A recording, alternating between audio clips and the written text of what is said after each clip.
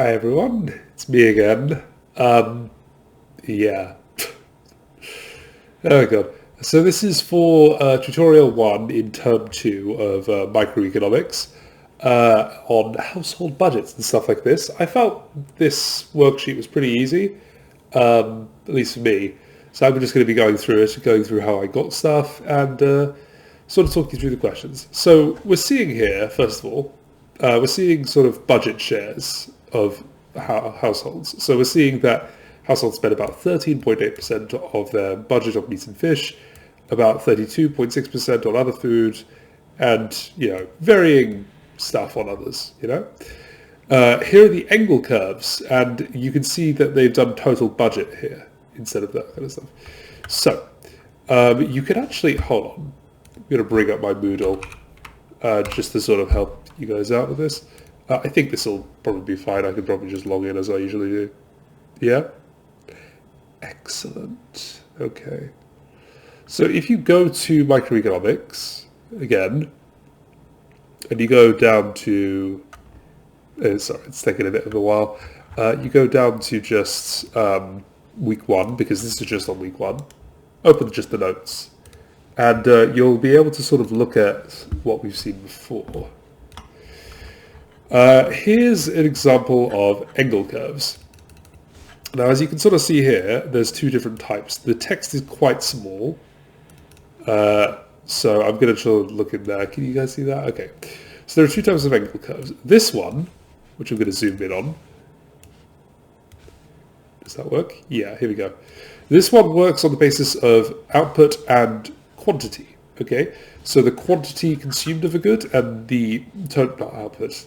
I've been using too much of the other model. This is total quantity of that good, and this is the total income. Okay. However, we also have a budget share. This is budget share in this case. Okay. So this would be budget share, and this would be total income. And we can see here that we have sort of different things we're seeing here. If we're talking about just quantity, we're seeing normal and inferior goods being plotted with positive and negative slopes. If we're on budget sets, proportional budget stuff, if it's going up, it's a luxury. If it's going down, it's a necessity. Now, this makes sense for kind of a specific reason, and I'll get to that. Yeah. So because this question, yeah, here's the regressions that we run, but we'll get to that in a bit. Does the angle curve specification up here seem sensible to you? Okay. Now, does this seem sensible? So let's look at the results here. Okay. The results are showing us angle curves for 6 different groups. We have meat and fish, other food items, alcoholic drinks, clothing and shoes, energy, transport, etc., and culture and entertainment. Okay. Now, if we remember what we saw from the previous one, which was this, a upward sloping curve indicates a luxury and a downward sloping curve indicates a necessity. So we should see downward sloping curves for necessities and upward sloping curves for luxuries. And that is generally what we see. You can see upward sloping curves for culture and entertainment, clothing, and slightly for alcoholic drinks. These are all things that are sort of luxuries, stuff like that. Whereas when we talk about energy, transport, and different food items, we see downward sloping curves indicating they're more necessities. This makes sense. We can also see that alcohol drinks, maybe it's less of a luxury and less of a necessity. We can say that consumption of alcohol doesn't vary, the budget share doesn't vary because, well, with alcohol, there's a sort of a cap on how much you can drink, without dying. So you can't really spend too much on alcohol, is the thing. So, yeah. So it seems viable that the specification is fine. What restrictions on the parameters can we put here to satisfy adding up? Now, if you remember what adding up is, it's also said within the, if you forget what adding up is, I can't speak. It's also written within here. Adding up stipulates that not all goods can be inferior, and not all goods can be luxuries, and not all goods can be necessities. This means, in the context here, that not all goods can have a downward slope, not all goods can have an upward slope. And yeah, what was the other one? It had a third. And not all goods can be inferior, but we're not concerned about the inferior condition because we're not measuring Q here, we're measuring budget share. And because we can see that some of these are down and some of these are up, it satisfies adding up. Now, what would make this not satisfy adding up would be a data set where all of these were sloping down. This would be possible from maybe an idiosyncratic preferences or someone who doesn't really fit with our model. We can see here that other variables are here, include something like age, rural, child share. If we take very idiosyncratic people, for example, very old or very young people, or perhaps households with a lot of children, or perhaps households who have a massive size, we might see outliers in what we're expecting, and we might see that adding up really doesn't work. So that's my result, at least from that. Now, it says discuss the patterns of luxuries and necessities. Okay. Now, I'm going to talk a bit more about the graph we saw here. Okay. Let's look at luxuries and necessities. I think I've zoomed in too far. Here we go. Luxuries and necessities. Now, I'm actually going to sort of talk about this.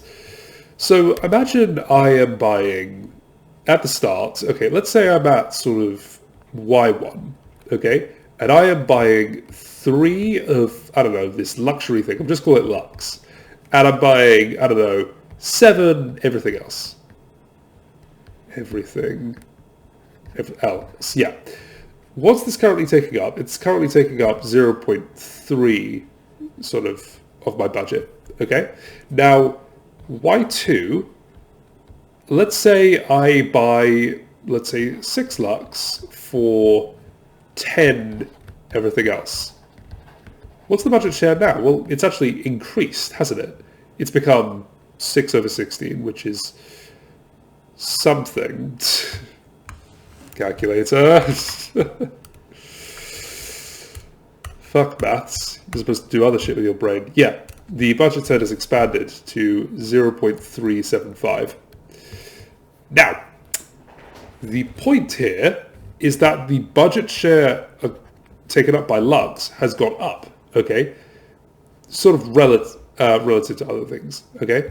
Now, this would indicate that it is a luxury, okay? It's something that I can increase my consumption of while my income goes up, okay?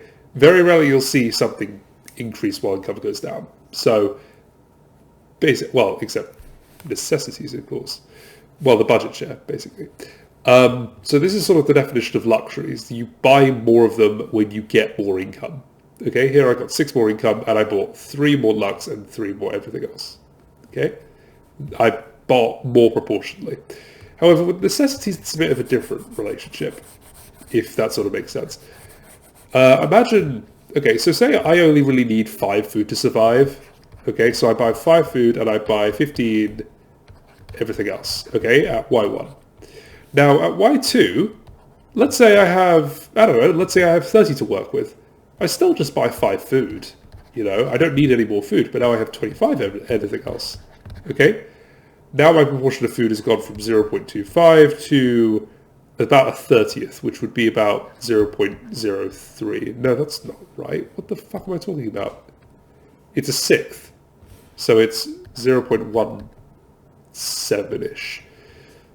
You see here my budget share has decreased. I haven't increased how much I'm consuming, I've just decreased relative to everything else because I don't buy that much food. So as my budget share increases, the size taken up by that necessary slice of food is going to get smaller. So pretty much necessities will slip down in this case. You see here, this is basically the logic between luxuries and necessities. Can I clear the canvas? Excellent. Okay, let's move on to the next question.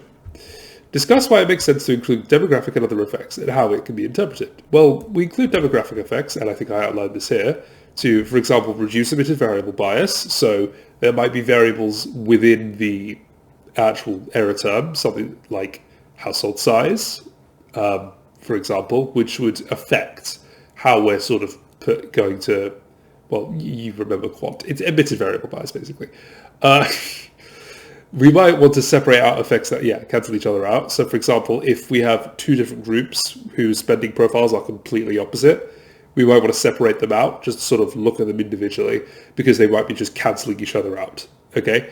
For example, if my friend buys 5 of one good and I sell 5 of the other good, it kind of just cancels each other out. So, it's useful to separate those 2 out. And thirdly, It allows us to observe differences. So now we can look at sort of the effects here. We can see that household size often, okay, now remember, when we see positive ones, it's sort of like it's becoming more of a luxury. It's becoming more of a positive gradient, and therefore, generally, the budget share doesn't decrease as much and will rather increase over time. So we're seeing that if we have a larger household size, we have a bit more meat and fish, we have a bit more food, we have a bit more alcohol, a little bit more clothes and shoes. We don't spend as much on energy, which makes sense. For example, if you have a house and you're paying a consistent energy bill, it's very hard to go too far above it when you add more people into the house. If I have a house where 8 people are living and 12 people are living, it's not going to matter sort of how much. It's not going to scale with the amount of people who are staying there. Same with cultural entertainment. My equivalent thing for this is that if you buy a DVD and you get 12 people to watch it instead of 8, you don't have to buy 2 DVDs for more people to watch it. You just buy the one DVD. Sort of similar thing. Childshare is interesting. Childshare, if more of people in the house are children, then there's more tendency to eat meat and fish. So, for example, children have a bit more of a higher protein diet, so this sort of makes sense. Other food is a bit less essential. So, for example, meat and fish captures what other food items are losing. Obviously, there's a less tendency to drink alcohol. Children don't drink as much alcohol. Shocking, I know. There's a slightly less tendency to buy clothes and shoes. Again, it's small, so I wouldn't really take too much of this. There's more of a tendency to spend on energy and transport. So, for example, you need to drive your kids places, stuff like that. And cultural entertainment. Kids need to be entertained. Sort of makes sense. Age. Now, this is more interesting. So how people get older, how do they spend their money? So, no wait, I've got this reversed. You need less cultural energy. Oh, parents can't go out as much. Yeah, and then you need less energy. Sorry, it's quite easy to get these mixed up. This might be the thing where it's sort of there's more children in the house, so it displaces people. Age. Meat and fish become less important. This could just be due to the fact that you eat less in your later years. So your age might be an indicator you might have more of a less of a meaty, fishy, sort of big, beefy diet. Other food items become also less essential. This could just be a trend in eating less and spending less proportionally on your food. Or it could be a trend in just generally getting more income as you get older, and therefore proportionally the amount of food that you buy gets smaller. Alcohol becomes more essential. More essential? Yeah, it becomes more essential. Yeah, alcohol becomes more essential in households with kids. That might be because of the parents. Age, again, by the way, I've just written things out here. Don't really copy this. It's a bit rough. But yeah, alcohol becomes more common with age. Fair enough. Clothes become more common with age, I guess because of expanded income. Energy and transport becomes less common. I guess you're spending less on going places if you're getting older. And culture becomes more important because, I don't know, you see stuff and you do stuff a bit more. Which doesn't really marry, but I'm not entirely sure what that means. Rural stuff also highlights rural effects. I'm going to go quickly through this. Rural people eat less meat and less other food items, sort of like that. Generally a little less alcohol, a few more maybe clothes and shoes, maybe a bit more energy, and a bit more culture, but the effects are small. And yeah, it is a bit like that, yeah. And then we have total spending and concert, which is just what we've seen before. Okay. Discuss other effects that you think might have been interesting and informative included. I included sort of if you're living with your relatives, because this is child share and age, sure, but relatives and roommates might act differently. For example, if you're living with your cousins, you're going to have a different spending profile to if you're living with your roommates. It's going to be a different sort of what people are buying, how often they're buying it, what you're spending on, stuff like that. Okay, why did we not include durable goods in the analysis? So durable goods are sort of stuff that just sticks around. And the reason you don't really include them is because you don't really buy them in the same way you would clothes or shoes or food or just energy or anything like that, because they stick around. So for example, let me use an example here. Here is a little guy little guy. He's a cute little guy. I got him in Stockholm. Very cute little guy there. But I don't need to buy more of that guy when I get higher income, do I? I don't buy more of him. I don't buy less of him. It's just there is the thing. So it's going to just not really have the same effect, and it's not really going to change my consumption of it if I get more income or not. So it's just sort of, it'll just be really flat is the thing. Well, it won't be flat actually. It will go down. But the fact is, it's not budget share because I'm not spending. Is that sort of makes sense? If you want to think about budget share, you want to think about stuff you spend on. And the fact is, I'm not spending on something that I already own. So it's kind of pointless. I'm just checking the video is still working. It is good. Sometimes this doesn't work. Okay, on to part 2. Now part 2, a little harder, but it's not that hard. Basically, what we're going to start with is something called a LH. What is it called again? Yeah, a Las Praise. Las Praise? Las Praise. It's a Las Praise indicator. Now, what this does is it sums the budget share times a change in price, and then sums all this together. Now, what this does is it basically, you're going to multiply it. Okay, so for example, let's use the mean household here. The mean household has a budget share of these things. Okay, so it has a budget share of meat and fish of about 13.8%. Now I times 0.138 times by the price ratio, which is how much the price has increased, and then we have the relative budget share increase in price. So if I times this by this, I will get something.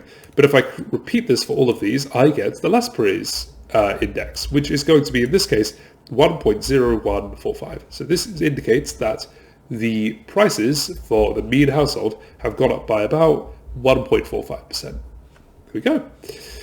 So this is sort of a demonstration of how to do it here. I've just sort of done the thing.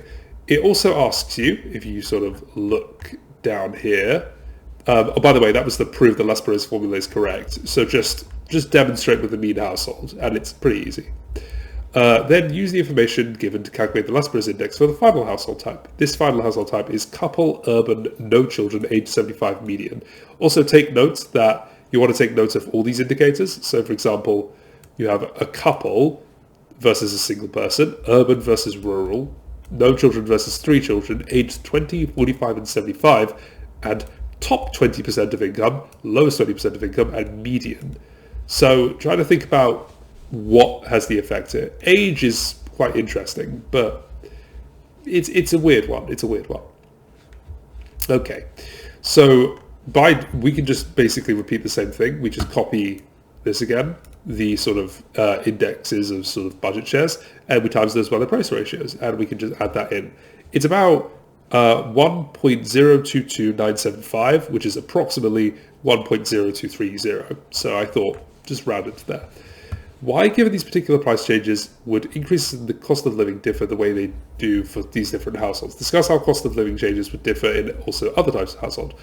So, why does the Las Praise indicator differ between these households? We can see here that single person, urban, no children, age 20 to 20%, has a Las Praise indicator of 0.997. They've basically had a decrease in how much they've had to spend. The couple, rural, 3 children, age 75, have had an increase, about 1.95%. However, for our elderly in the urban area, we've had an increase of 2.3%. So why is that? Well, it could be something to do with age. So we see here that there's a definite increase in age between these things. Now, this could be, if we look at the price changes, due to what is specifically increased in price.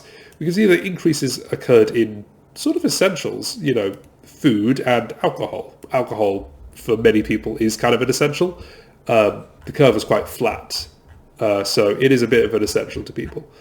But the fact is, you can also see, if you look at this, that the budget share is lower for these essentials for younger people, and much higher for older people, excluding sort of alcoholic drinks, I suppose.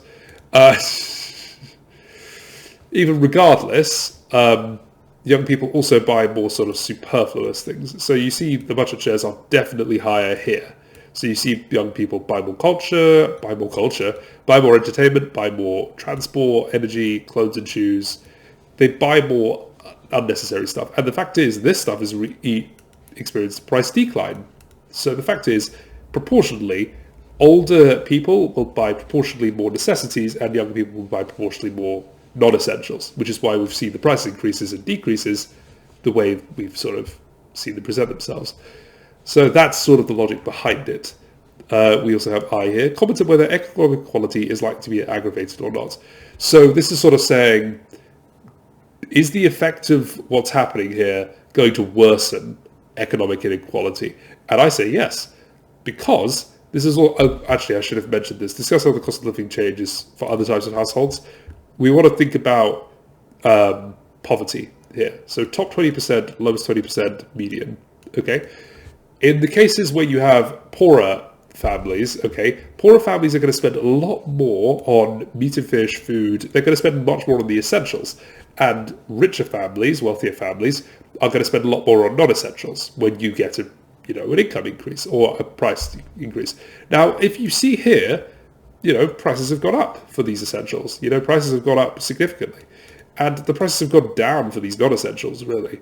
So, richer families will experience a price decline and poorer families increase a price, increase. So what happens is that economic inequality is worsened and income inequality is worsened. Poorer families become poorer, richer families become richer. There's no real sort of progression there. So yes, it is aggravated. So it is likely to have been aggravated here. So we want to suggest policy applications. Now, a good idea might be specifically targeting areas that have been affected the most. For example, as we're seeing here, age is an effect, and we also know that poverty is an effect. So we want to sort of go for areas that have higher amounts of poverty, income, like generally poorer in wealth areas, or perhaps areas with more of a elderly population. And you want to target those areas specifically. So, for example, you could hand out food vouchers, for example, in schools to give to parents who may be affected more because they may have more children to support and may be affected in this area particularly. So giving out food vouchers at school to use at supermarkets could be a good thing. You could also do sort of a selective discounting method in certain areas. So, for example, in areas where the population is a bit more impoverished, or perhaps they are a bit older, you may want to selectively discount prices at those kind of shops to alleviate the stress in sort of the build-up of prices. Of course, easier said than done. Alleviating prices for that kind of stuff is quite a tricky thing. So it's not sort of a quick thing. And finally, what do we think is missed by assessing the change in the cost of living looking at the Lasper's method? Well, first of all, a fixed bundle isn't really a realistic thing. I don't buy a fixed set of things. I don't buy the same things every week. I buy random things every week. I buy things that constantly change. I buy things depending on the price sometimes, and sometimes I just like it. Our preferences aren't fixed constantly. So that's not really too realistic. Also, the Lasper's method uses just sort of budget share and price change. It doesn't really use anything else. So, for example, you could use sort of a house's tendency to borrow or lend or save for the future to sort of think about how are they going to sort of, afford the cost of living in this case. So how does the cost of living how much does that cost them if they can still save and lend and stuff like that? We could also think about quantity in this case. We're just thinking about price right now, but we could also think about quantity.